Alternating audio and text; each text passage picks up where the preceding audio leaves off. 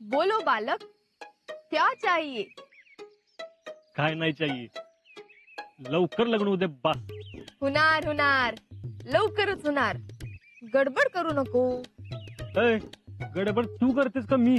आता कोणीच करायची नाही. घरात लग्नाचं बघायचं चाललंय. येईल त्या पोराला मी नाही म्हणणार, आणि जेव्हा तुझ्याबद्दल विचारत्याल तेव्हा वय म्हणणार. बर. पण एक गोष्ट लक्षात ठेव, 40 पिढ्यानंतर झालेली पोरगी हाय मी. असं सहजासहजी तुला देणार नाहीत. त्यासाठी काय परीक्षा द्यायला लागणार काय मला? म्हणजे स्वयंवर टाईप स्पर्धा बिरधा? हे, आणि समजा द्यायला लावली तर तू काय कुणाला ऐकतोयस व्हय? पहिलंच येशील की. हा, मग मग काय मग 1000 प्रश्न विचारत्याल तेव्हा काय करणार आहेस? काय म्हणजे सगळ्या प्रश्नांची उत्तर देणार, ती बी एका दणक्यात. हा, किती? हा? इथं बस. हा, समज तू आमच्या घरात बसलाय आणि आपण तुला विचारलं. कोण? आपला पवय? आजा, घरच्यांची चेष्टा करायची ना सांगून ठेवते. सॉरी. हा, आपा काय प्रश्न विचारतील? समजा आपण विचारलं तूर डाळ कशी किलो आहे, तर काय सांगणार? मला काय माहित? हा? मला कमीत सांगणार? हा? मला माहित ना असं सांगणार आहेस व्हय? आता माहित नाही तर माहित नाही म्हणून सांगणार. तिथले लग्नासाठी असले प्रश्न विचारतात तुम्ही? का विचारू शकतात? त्यांना वाटलं पोराचं जनरल नॉलेज चेक करा, काही विचारू शकत नाहीत व्हय? म्हणून लक्षात ठेव, असं काय बी विचारलं तर सांगायचं. आणि तूर डाळ 70 रुपये किलो आहे, कळलं? हा, आणि हरभरा डाळ विचार तर माहित नाही. तेच सांगत होतं ना तुला. अरे मला माहित नाही, तू असं नाही सांगायचं. तुला सगळी माहिती असली पाहिजे, नाहीतर 40 पिढ्यानंतर झालेली पोरगी तुला का देताल? हा, बर बाई, सगळी माहिती करून ठेवतो. किराणा मालाचा सगळा रेट तोंडपाठ करून ठेवतो. बस, होलसेल रिटेल सगळं ठीक आहे. हा, चला म्हणजे आपणच झालं. आता जितू काका. समजा जितू काकाने विचारलं घेवडा टोकण्यापासनं ते हळद काढेपतू आणि ऊसाच्या शिकले. अगं मी जावई म्हणून घरी येणार रे, रानातलं गडी म्हणून. 40 पिढ्यानंतर जन्मलेल्या पोरीसाठी पोरगा बी तसं परफेक्ट पाहिजे ना. अगं म्हणून काय असला प्रश्न विचारते तू? ऐ, आमचे घरचे लई डेंजर आहेत, काय बी विचारू शकतात. शिकले. होणाऱ्या जावेला असलं कोणी विचारत नसतं. बर, समजा तुला असं विचारलं आमच्या पोरीनं तुझ्या संग लग्न का करायचं, तर काय सांगणार आहेस? सांगीन. हे बघ, ती तुमच्या घरात एवढ्या आनंदात आणि सुखात राहते, तिनं आयुष्यभर असंच राहावं असं जर तुम्हाला वाटत असेल तर मी त्या संघ असणं गरजेचं. चांगलं उत्तर आहे. आता आमच्या पोरीला तुमच्या घरात कसला त्रास झाला तर तुम्ही कसलाच त्रास होणार नाही. तिच्या मनाविरुद्ध वागलात तर? असं कधीच होणार नाही. तिच्या हातनं एखादी चूक झाली तर? तिथलीच्या हातनं कधीच चूक होऊ शकत नाही. तिनं एका गोष्टीसाठी हट्ट केला तर? तिच्यावर हट्ट करायची वेळच येऊ देणार नाही, कारण हट्ट करायच्या आधी ना जे पाहिजे असेल ते तिच्या जवळ असेल. लग्न झाल्यानंतर नोकरी करायची का नाही याच्यावर तुमचं काय मत आहे? तिला जे काय करायचंय ना ते तिचं तिने ठरवायचं. माझी कुठलीच मदत तिच्यावर लागणार नाही. असंच सगळ्या प्रश्नांचं नीट उत्तर दे, कारण ही परीक्षा वाटते तेवढी सोपी नाही. ही अशी परीक्षा आहे ज्याचं पोर्शनच माहित नसतोय. काय बी आणि कुठून बी प्रश्न येऊ शकतात, कळलं? फौजी आहे मी, कुठला आणि कसलाही प्रश्न विचारू दे, सगळ्या प्रश्नांची उत्तर परफेक्ट देणार. तुझ्या घरच्यांना तुझा हात माझ्या हातात द्यायला लावणार, कळलं का? वार माझ्या फौजी.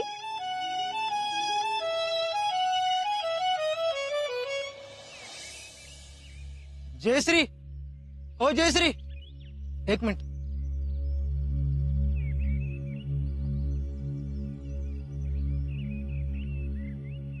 तुझ्याशी ना एक महत्वाचं बोलायचंय. बोल की मग.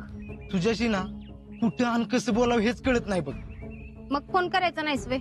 नाही, ही गोष्ट फोनवर बोलण्यासारखी नाहीये. का? एवढं काय झालंय? अगं भैयांचं लग्न शीतल संग होणार आहे म्हणून भैया लयच एक्साइट झाल्यात.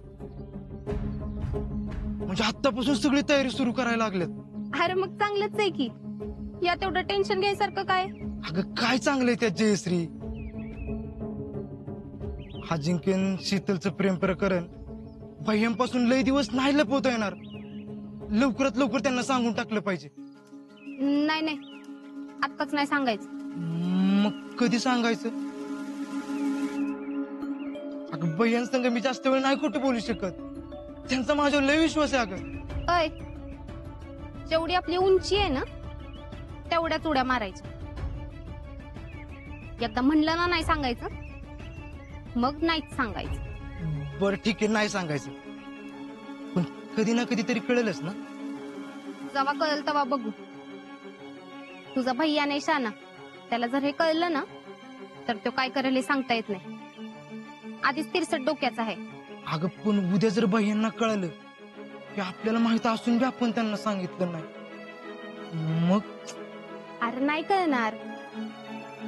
ही गोष्ट फक्त आपल्या दोघांनाच माहितीये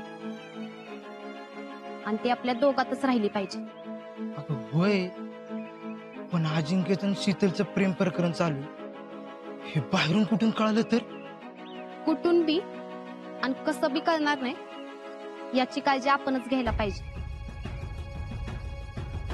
भैयाला जर हे कळलं ना तर तो रागाच्या भरात असं काहीतरी करून बसल की सगळा खेळ मोडून पडेल.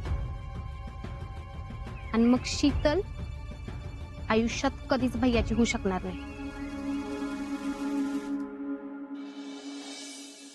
होय अक्का. हं? काय म्हणलं ना?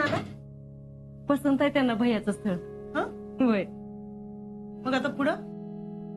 आता ते जातील त्यांच्या घरी पत्रिका घेऊन, मग बघूया काय होतंय ते. एकदा का त्यांच्याकडनं होकार आला का मग माझ्या जीवात जीव येईल बघ. वहिनी, कुणाची पत्रिका घेऊन बायाच्या घरी चाललाय? आपल्या शीतलची. मग आम्हाला सांगितलं नाही? अहो पण तुमच्यापासून कुठे लपून ठेवणार होतो आम्ही? हे येतो का सोबत? लपवलं नाही पण सांगितलंय तरी कुठं? काय झालं? अरे ना शीतलची पत्रिका घेऊन बायाच्या घरी चालल्यात. काय? होय, आम्हाला न सांगता सगळा कारभार चाललाय. हा का तुम्ही बायकांनी ठरवलंय? अव ठरवलं नाही काय अजून, फक्त विचार चालू आहे. आता हे पत्रिका घेऊन जातील त्यांच्या घरी आणि मग ठरवायचं. वहिनी म्हणजे पत्रिका घेऊन जाण्यापर्यंत आलंय वे सगळं, आणि आम्हाला आत्ता कळतंय. ही बी काय बोलली नाही मला. काय? हर्षवर्धन बरोबर शीतलीचं लग्न ठरतंय हे आम्हाला काय कळलं नाही अजून. अक्काच म्हणाल्या कशात काय नाही तर कुणाला काय बोल नका म्हणून. ना उद्या पत्रिका घेऊन चालल्यात तरी आम्हाला सांगितलं नाही. आम्हाला कधी सांगणार होता? शीतलच्या लग्नाच्या आदल्या दिवशी. काय? नाना पत्रिका घेऊन चाललेत? ह्यातलं मला काहीच माहित नाही. आणि हे केव्हा ठरलं? अगं म्हणजे ह्यांना सांगितलं मी भैयाबद्दल. आता त्यांच्याकडनं होकार आला की म्हटलं सांगायचं, म्हणून नाही सांगितलं. बरोबर आहे. तसं बी तुम्ही आम्हाला केव्हा काय सांगता? उमन, प्रत्येक गोष्ट आम्हाला लेटच कळते. सुमन वहिनीला उलट बोलतीस तू. बरोबर आहे सुमनच. शीतलच्या लग्नाचा निर्णय सगळ्यांना विचारात घेऊन व्हायला पाहिजे. आम्ही पण ह्या घरात राहतोय ना. शीतलचं लग्न ठरतंय, साधा आम्हाला कोणी सांगितलं पण नाही. विचारायचं राहून द्या, निदान सांगावं तरी. हे काय मला पाठलेलं नाही. काय झालं? काय पटलं नाही? काय कालवा लावलाय? तुम्ही हर्षवर्धनच्या घरी पत्र घेऊन जाणार आहे ते साधा आम्हाला माहिती सुद्धा नाही. आम्हाला काय विचारच नाही असं ठरवलंय का तुम्ही? अरे तुला न विचारता असं कसं करीन मी? नाना तसंच चाललंय, आम्हाला काही सांगितलं बी नाही. अगं पण तुला मी मागं सांगितलं होतं की. आणि आम्हाला बर, आता वाद घालू नका. सांगायचं राहिलं असेल, हा विषय सगळा सांगणारच होतो मी. आता शांत व्हा. आता कळलंच आहे ना, आपण हर्षवर्धनचं स्थळ शीतलसाठी बघतोय. बोला, काय करायचं?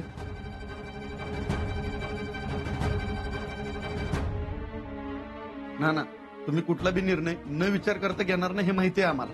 आता तुम्ही हे स्थळ बघितलंय म्हणजे सगळ्या बाजूने विचार केलाच असेल. फक्त माझं मत एवढंच आहे की आम्हाला बी माहिती असायला पाहिजे. हो ना, म्हणजे आम्हाला आत्ता कळतंय ते बी चुकून कळतंय. आणि आम्हाला आत्ता बी कळणार नव्हतं तर मग कधी कळणार होतं? बर, आता फाटे फोडू नका. बोल, तुझं काय मत आहे? आता हर्षवर्धनला नकार देण्यासारखं काय नाही. चांगला पोरगा आहे.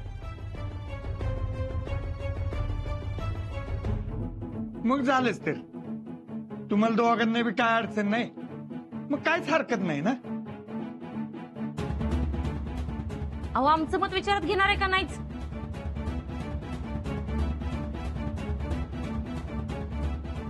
अगं बोल की, तुमचं मत बी तेवढंच महत्वाचं आहे. नाना शीतलसाठी मला हर्षवर्धन काय पसंत नाही.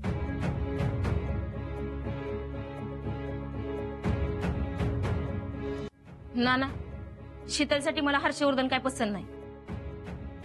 का पसंत नाही म्हणजे? त्यात पसंत नसण्यासारखं काय आहे? अहो एवढ्या मोठ्या घरात आपली शीतल ऍडजस्ट होणार आहे का? का नाही होणार? अगं आधी कुणालाच जमत नाही, पण नंतर होते की हळूहळू सवय. आणि सुमनला पसंत नसलं तरी मला पसंत आहे.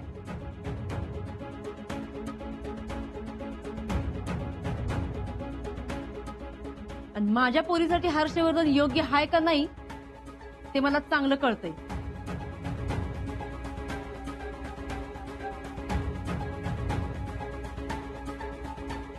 तुम्हाला सगळंच कळते आणि जर तुम्हालाच ठरवायचं होतं ना मग आम्हाला कशाला विचारलं?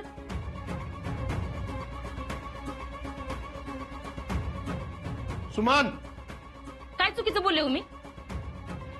अहो आपलं मत विचारलंच कशाला जर ह्यांना ह्यांच्याच मनासारखं करायचं होतं तर?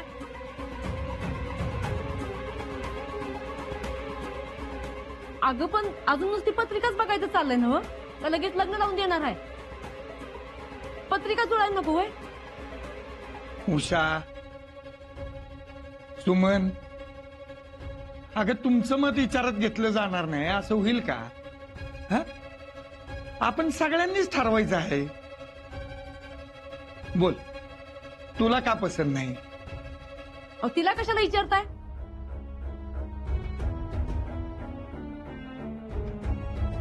बघायला गेलं तर शीतलीपेक्षा 5-6 वर्षांनाच मोठी आहे ती.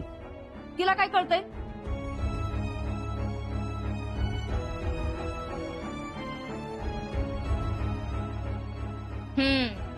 हेच म्हणत होते मी, आम्हाला कुठं काय कळतंय?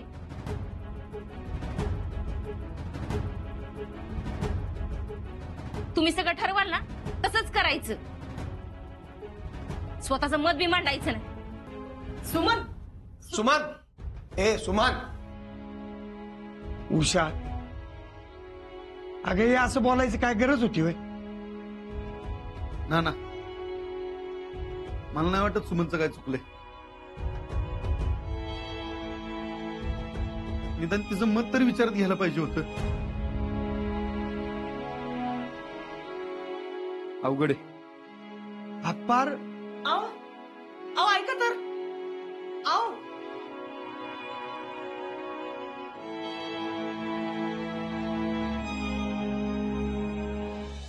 शोभलं का तुला हे बोलणं?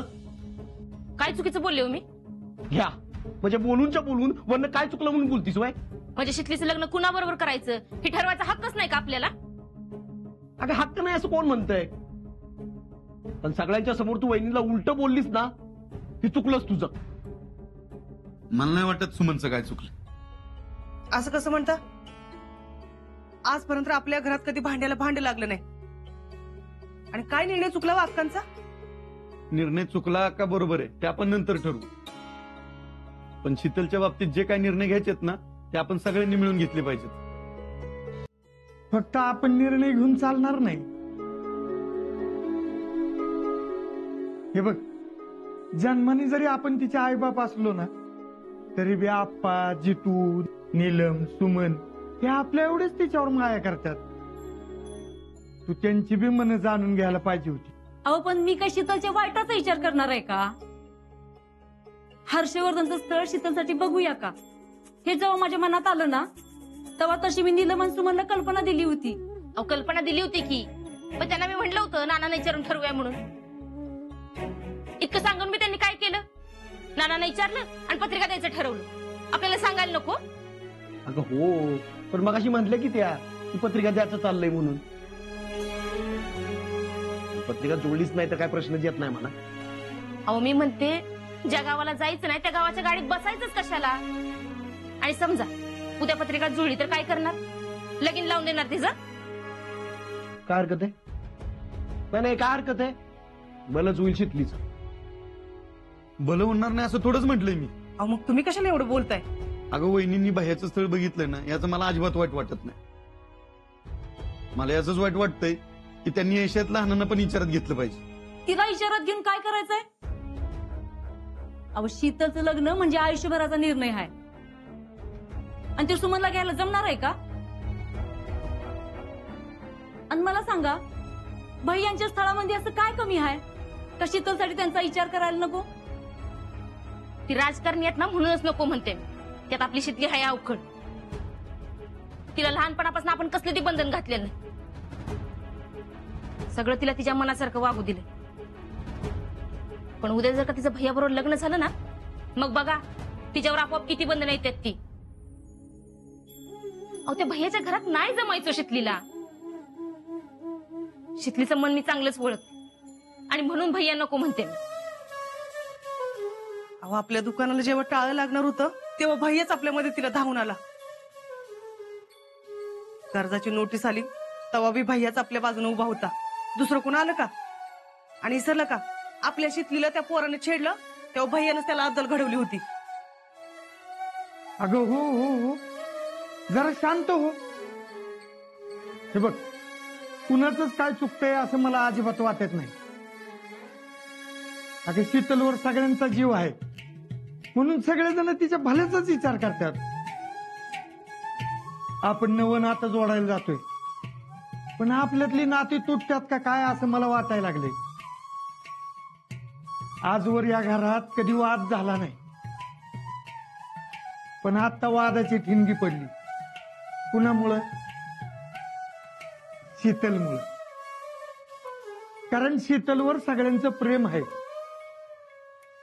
हे बघ, जरा शांत होऊ देत सगळं वातावरण, निवळू देत. मग थंड डोक्याने आपण सगळ्यांना विश्वासात घेऊन निर्णय घेऊ. हा?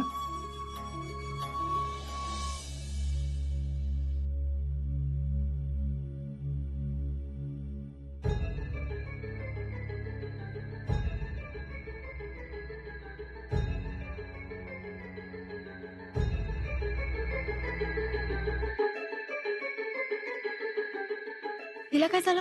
नेमकं काय झालं माहित नाही पण तुझ्या लग्नावरनं आपल्या घरात लय वादावादी झाली. आता आपल्या घरात बारक्यांनी मोठ्यांच्या विषयात पडायचं नाही म्हणून मी काय आत गेलो. लग्नावरनं वाद झाला म्हणजे?